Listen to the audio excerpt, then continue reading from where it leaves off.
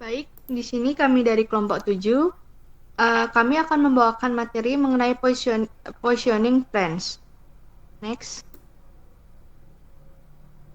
Terdapat anggota kelompok 7. Yang pertama ada Caroline Virgin dengan NIM HIR 133. Yang kedua ada Ana Agung Sagung Masita dengan NIM HIR 134. Yang ketiga ada Nimade Carmenita dengan NIM terakhir 135. Dan yang terakhir ada Inyoman Bagostri Arimbawa dengan NIM HIR 136.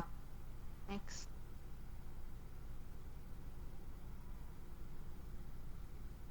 Untuk slide pertama akan dibawakan oleh teman saya. Terima kasih. Baik, saya akan membawakan materi yang pertama, pendahuluan. Next. Pendahuluan itu sendiri mencakup 3 materi. Yang pertama, latar belakang. Yang kedua, rumusan masalah. Dan yang ketiga, tujuan. Next. Yang pertama, latar belakang. Hal yang melatar belakangi topik positioning plants atau tanaman beracun yaitu kondisi dan kesehatan hewan itu sendiri. Contohnya hewan ternak, di mana kesehatan ternak merupakan suatu keadaan atau kondisi di mana tubuh hewan dengan seluruh sel yang menyusun dan cairan tubuh yang dikandungnya secara fisiologis berfungsi normal. Dalam dunia peternakan, hal penting yang perlu diperhatikan adalah menjaga kesehatan hewan ternak. Hal ini perlu diperhatikan karena agar hewan ternak kita bisa memberikan hasil yang maksimal dan tidak terserang penyakit yang menyerang hewan ternak. Salah satu contoh yang menyerang kesehatan hewan ternak yaitu tanaman beracun.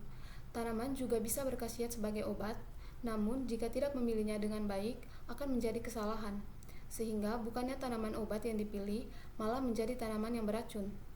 Tanaman beracun didefinisikan sebagai tumbuhan yang bila disentuh atau tertelan dalam jumlah banyak dapat membahayakan atau berakibat fatal bagi organisme atau tumbuhan yang dapat menimbulkan reaksi toksik atau fatal.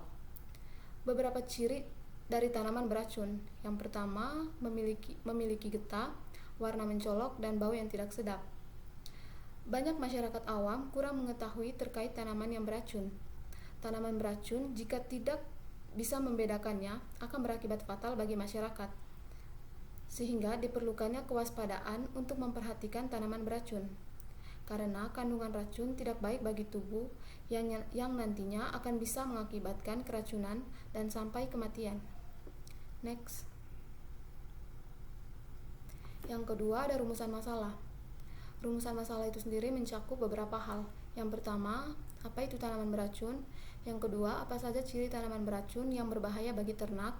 Yang ketiga, apakah ada metode penelitian yang digunakan untuk mengetahui tanaman beracun? Yang keempat, jenis tanaman beracun untuk ternak. Dan yang kelima, racun apa saja yang terdapat di dalamnya. Kemudian ada tujuan. Tujuan dari makalah ini yaitu untuk mengetahui dan mempelajari lebih lanjut dari tanaman obat, mulai dari pengetahuan tanaman hingga jenis racun yang terdapat di dalamnya. Next. Selanjutnya ada pembahasan. Next. Tanaman beracun. Next. Tanaman beracun didefinisikan sebagai tumbuhan yang bila disentuh atau tertelan dalam jumlah yang cukup dapat membahayakan atau berakibat fatal bagi organisme atau tumbuhan yang dapat menimbulkan reaksi toksik atau fatal. Tanaman beracun memiliki racun baik dari daun maupun batang serta getahnya. Selain beracun untuk manusia, juga beracun untuk ternak, karena ternak bisa mengalami sakit karena keracunan, bahkan mengakibatkan kematian. Oleh sebab itu, pemilihan pakan sangat perlu dilakukan dengan baik agar tidak terdapat tanaman beracun, terlebih untuk yang sistemnya gembala dan menaruh ternaknya di tanah lapang yang juga memiliki potensi keracunan yang besar. Sehingga melakukan biosecurity dan pemberlakuan sistem kandang adalah solusi yang baik. Next. Selanjutnya akan dijelaskan oleh rekan saya. Terima kasih. Baik, di sini saya akan menjelaskan identifikasi jenis tanaman beracun. Next. Teknologi saat ini sudah mulai berkembang sangat pesat, sehingga dapat dimanfaatkan oleh semua kalangan. Oleh karena itu, untuk menghindari kejadian yang tidak diinginkan, diperlukan pengenalan kepada masyarakat untuk mengetahui tanaman mana yang beracun, mana yang tidak. Tumbuhan yang memiliki banyak jenis yang berbeda. Untuk mengenali tumbuhan beracun dapat dilihat dari pengenalan pola daun pada tumbuhan tersebut. Nah, terdapat yang pertama tuh ada memiliki getah susu. Biasanya kebanyakan tanaman yang memiliki getah susu itu beracun. Getah susu ini dapat dilihat dengan cara memutarkan daun dengan tangan. Lalu diperhatikan apakah daun mengeluarkan getah. Nah, beberapa tumbuhan yang mengeluarkan getah susu adalah Calotropis, milkweed, dan tumbuhan genus Euphorbia. Nah, yang kedua ada warna mencolok. Tanaman yang memiliki warna bunga mencolok biasanya dihindari oleh hewan atau serangga. Yang ketiga ada bau tidak sedap. Bunga umumnya memiliki bau yang wangi dan menyegarkan, namun ada juga yang memiliki aroma tak sedap, terlalu kuat, dan menyengat. Nah, yang keempat ada interaksi hewan. Selain dari warna, hewan juga memiliki naluri untuk mengetahui mana tanaman yang bisa dikonsumsi, mana yang tidak bisa dikonsumsi. Nah, yang kelima ada tanaman yang bunganya berbentuk payung atau umbel. Nah, dilansir dari balkogendenweb.com, tumbuhan yang menghasilkan daun atau bunga berbentuk payung biasanya tumbuh di tempat yang lembab dan terbengkalai. Mereka biasanya bisa membunuh orang dewasa jika tertelan dalam jumlah tertentu. Nah, yang terakhir ada daun tunggal dan 3 selebaran. Daun yang berbentuk tunggal dan dengan 3 selebaran di setiap sisi daun merupakan tanaman beracun. Nah, next. Selanjutnya metode penelitian. Next. Nah, ya, terdapat 3 metode penelitian. Yang pertama ada jaringan syaraf tiruan. Jaringan syaraf tiruan atau umumnya neural network adalah jaringan dari sekelompok unit pemroses kecil yang dimodelkan berdasarkan sistem syaraf manusia. JST atau jaringan syaraf tiruan merupakan memecahkan masalah untuk berdasarkan informasi eksternal maupun internal yang mengalir melalui jaringan tersebut. Nah, yang kedua ada Learning Vector Quantization atau LVQ. Merupakan suatu metode untuk melakukan pelatihan terhadap lapisan kompetitif yang terawasi. Nah, lapisan kompetitif akan belajar secara otomatis untuk melakukan klasifikasi terhadap vektor input yang diberikan. Apabila beberapa vektor input memiliki jarak yang sangat berdekatan, maka vektor-vektor input tersebut akan dikelompokkan dengan kelas yang sama. Nah, yang terakhir ada citra. Citra merupakan suatu representasi atau gambaran, kemiripan atau imitasi dan suatu objek, dan citra sebagai keluaran sesuatu sistem perekatan data dapat bersifat optik berupa foto, bersifat analog berupa sinyal-sinyal video seperti gambar pada monitor televisi, atau bersifat digital yang dapat langsung disimpan pada suatu media penyimpanan. Next. Baik, selanjutnya akan dijelaskan oleh teman saya. Baik, selanjutnya jenis tanaman beracun. Yang pertama ada tanaman bakung. Bakung sendiri ini hampir semua jenis bakung adalah tanaman beracun dan tidak mudah dicerna. Tanaman jenis ini banyak tumbuh di padang pengembalaan sehingga secara tidak sengaja dapat termakan oleh ternak. Dan gejala klinis pada ternak yang keracunan bakung terlihat gejalanya bervariasi, tergantung banyaknya bakung yang dimakan. Glikosida atau alkoid merupakan bahan pokok racun yang berakibat pada jantung dan sistem saraf. Kemudian yang kedua ada ubi kayu. Banyak dimanfaatkan sebagai bahan makanan bagi masyarakat, bahkan di beberapa tempat menjadi bahan makanan pokok pengganti beras. Dan ubi kayu bercabang seperti jari berwarna hijau tua. Daun yang muda sering dimanfaatkan juga sebagai sayur.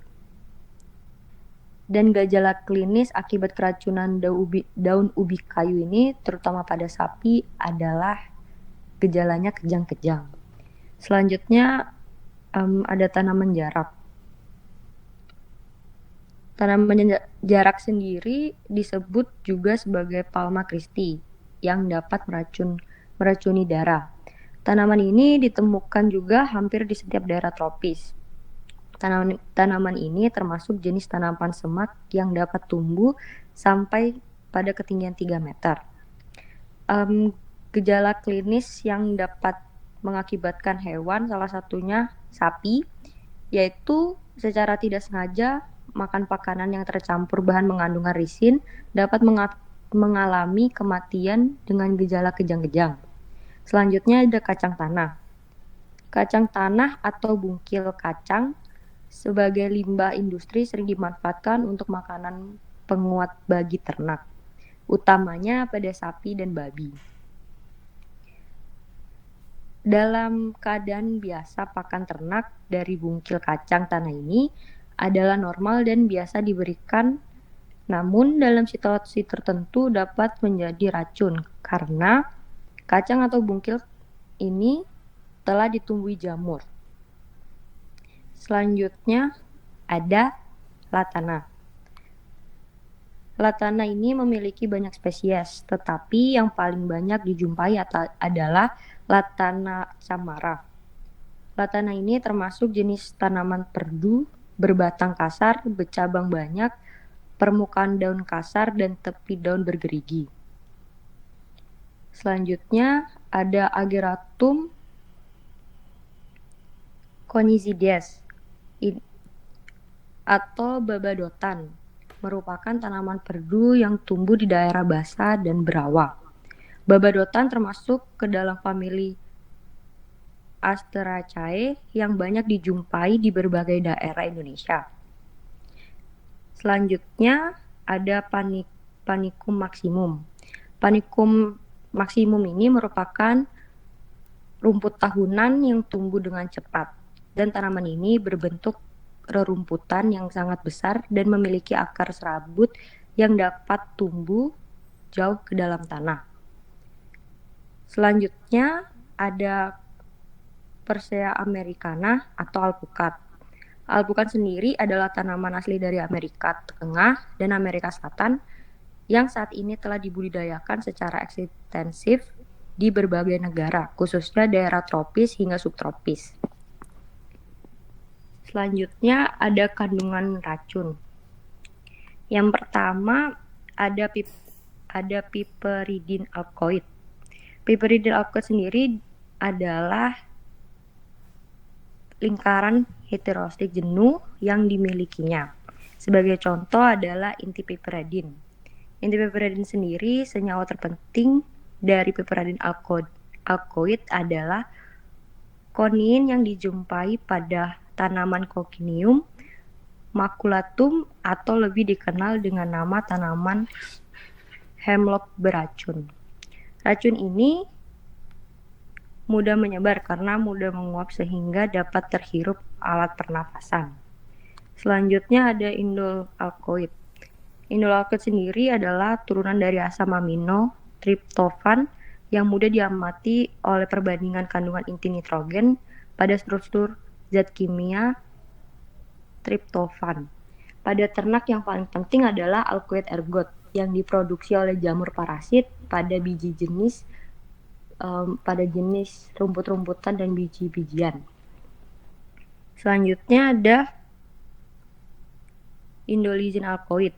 Indolizin alkoid sendiri salah satu senyawa yang merupakan golongan dari alkoid. Dalam tanaman, senyawa indolizin alkoid ini mempunyai sifat racun dan dapat membahayakan bagi ternak. Selanjutnya ada glikosida cyanogenik. Bagi tanaman, senyawa ini diperlukan dalam mekanisme pertahanan diri terhadap predator dalam proses metabolisme untuk membentuk protein dan karbohidrat. Selanjutnya ada linamarin. Linamarin sendiri merupakan senyawa turunan dari glikosida cyanogenik dan sistem metabolisme dalam tanaman ini menyebabkan salah satu hasil dari degenerasi asam amino levalin adalah linamirin. Linamirin terdapat dalam tanaman, salah satunya linum atau linset. Dan selanjutnya adalah lotaustralin. Lotaustralin sendiri merupakan senyawa turunan dari glukosida siakonogi. Sistem metabolisme dalam tanaman menyebabkan salah satu dari degradasi asam amino adalah lotaustralin.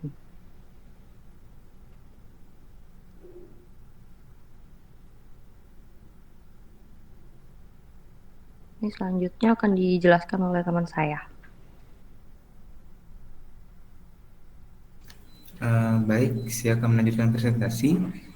Selanjutnya ada asam cyanida atau HCN. Lebih dari satu jenis tanaman mempunyai kemampuan untuk memproduksi asam cyanida. Jenis tanaman tersebut antara lain ada Familiaceae, Passifloraceae, Leguminosae, Sapindaceae, dan Gramineae. Selanjutnya ada salonin. Salonin merupakan senyawa golongan glikosida yang tidak diketahui sebagai antienzim, yaitu menghambat enzim aklonistarase. Salonin yang ditemukan pada tanaman yang tergolong dalam suku Saloniaceae yang kebanyakan berupa tanah berbatang basah, jarang berupa semak atau pohon. Selanjutnya ada phytoestrogen atau isoflavon dan kemastan.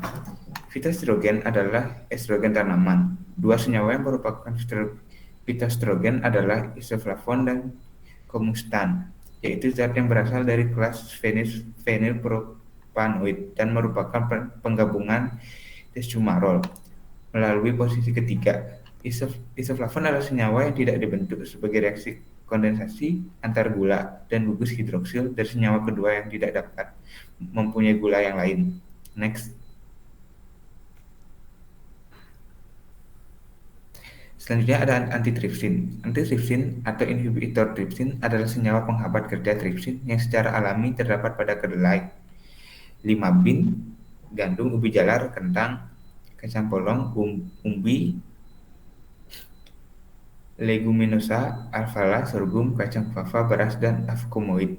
Kesemuanya tanaman tersebut mempunyai antitripsin dengan protein berberat molekul rendah, kecuali antitripsin yang terdapat pada avomucoid yang terdiri dari 75% asam amino dan 25% karbohidrat.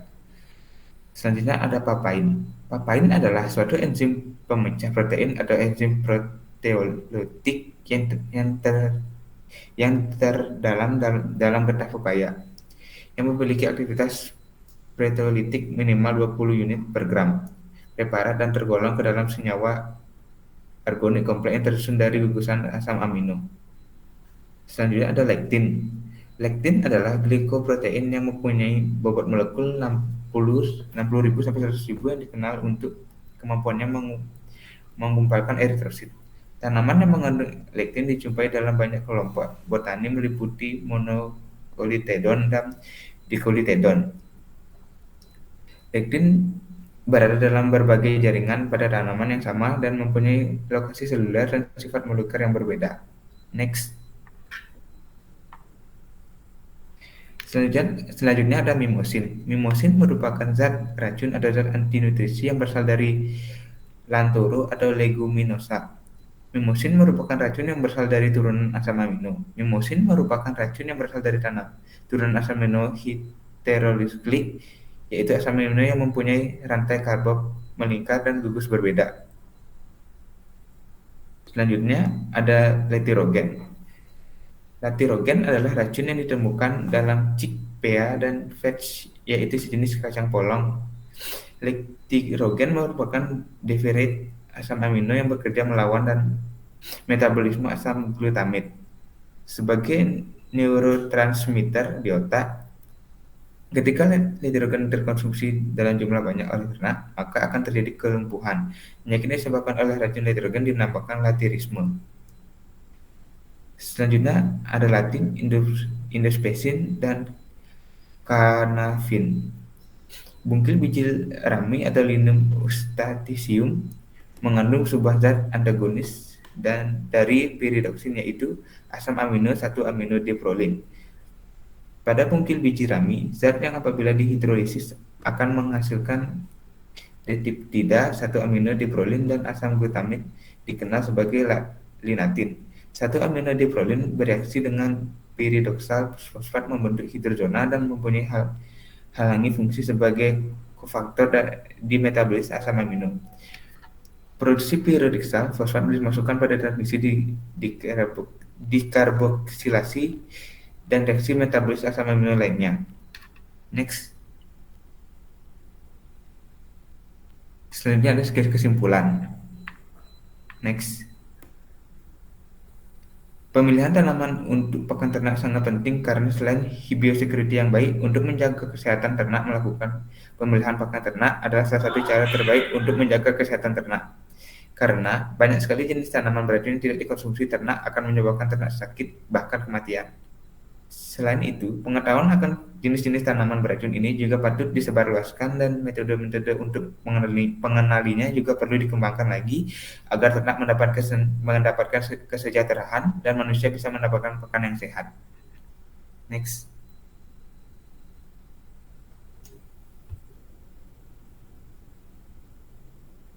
Sekian presentasi dari kelompok 7. Bila ada kesalahan, kami mohon